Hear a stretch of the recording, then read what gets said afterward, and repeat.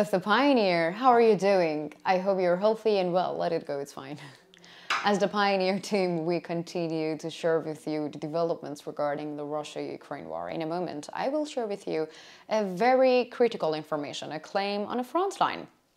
We can already share with you in the details that the goals of Ukrainian armed forces in this war, and the Ukrainian armed forces continue their struggle in line with their goals. And one of the most important parts of this struggle is to liberate the Crimean Peninsula. Recently, the Ukrainian armed forces carried out an important operation in the Crimean Peninsula.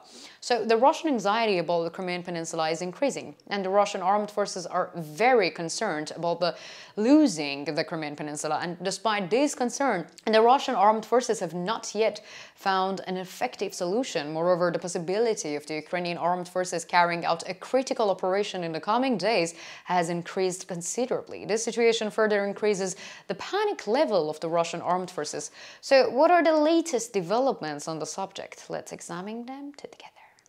But before moving on to our report, I would like to make a small reminder, as always. As the Pioneer, we continue to inform you about the developments in Russia-Ukraine war, so don't forget to subscribe to our channel and turn on notifications so that you don't miss our daily reports and explanations.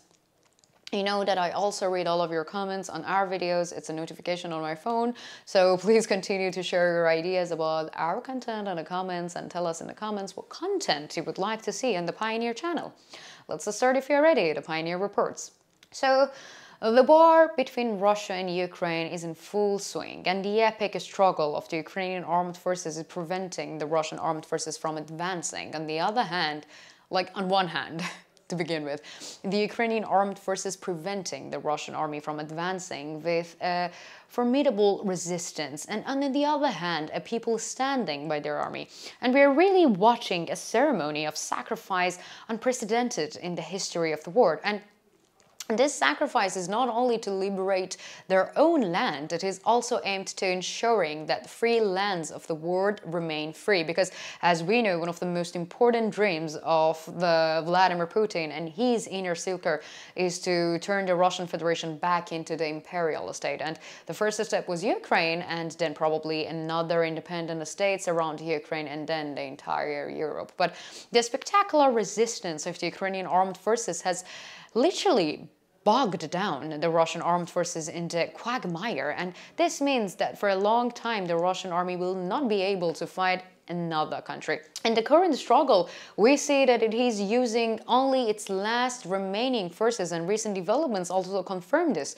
According to the recent reports, Vladimir Putin has signed a new decision. With this decision, visa liberalization will be granted to those who want to come to Russia from Africa as immigrants. They will not come for more purposes or life or opportunities. They have only one goal: to fight in Russian army and earn money. But while all this is happening, the Ukrainian armed forces are still fighting with their own resources. Of course, these resources are still supported by countries that support the free world, but according to the recent reports, the Russian authorities are very demoralized, and the reason for this is the increasing capacity of the Ukrainian armed forces. Moreover, the Russian sources claim that the open source reports foretell a major attack, and the Russian sources are worried about this issue. And the Russian sources make the following remarkable statements about the expected attack. So the attacks of the Ukrainian armed forces on Crimea, Belgorod, Luhansk, Donetsk, the reaction to them will continue,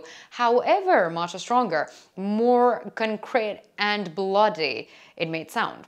So the more painful and vulnerable the reaction, the less will be the will to continue, and the more destruction and death to the reaction will bring, the more thoughts it will generate. The facilities in Bankova, Kiev, Chernihiv, Kharkiv and Odessa must be destroyed in a massive missile response to Ukrainian military aggression, and if we don't do it, they will do it to us, and we must act before it's too late. Otherwise, we can't forget about the Crimean Peninsula, Donetsk and Luhansk forever. Who knows? Maybe it will also lose border regions like Belgorod and Kursk in this region. So obviously, And there is a great panic in the Russian sources, which is true.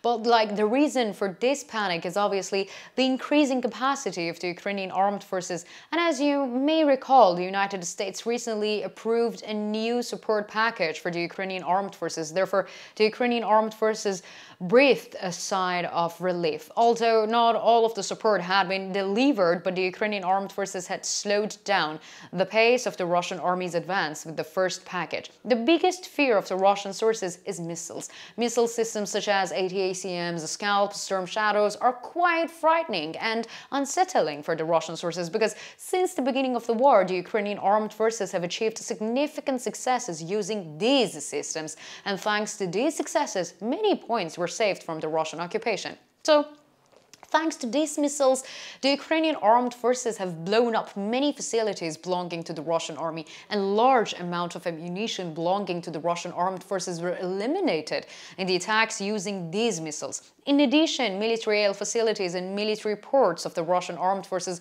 were also hit, slowing down the maneuverability of the Russian armed forces.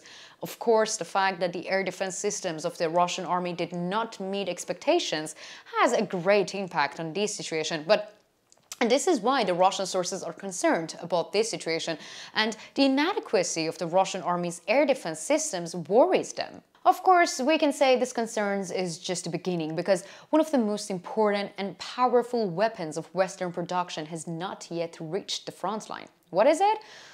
We all know, F-16 fighter jets. Of course, F-16 fighter jets are fighter jets that many NATO countries have used it before, and the fighter jets have proven their competence in every aspect.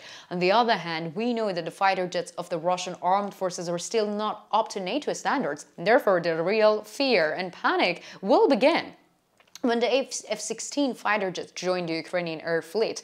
And after the Ukrainian armed forces add F-16 fighter jets to their fleet, radical changes on the battlefield could take place. And this theory can only be realized if the resistance continues to be strong. So the struggle between the Ukrainian armed forces and the Russian armed forces is indeed the struggle of the country and century. So this event, which so profoundly affected and shook the whole world, is still very much on the agenda. And as the war is rapidly turning into a fireball, new developments are also as a matter of curiosity. But now it's your turn. What do you think? What do you think is the next target of the Ukrainian armed forces? And do you expect a strong offensive targeting in the Crimean Peninsula? What is needed for the Ukrainian army to be superior to the Russian army? And do you think the support for the Ukrainian armed forces is sufficient? The last one, how do you think the F-16 fighter jets will affect the front line? I care a lot about all of your comments. Let me know.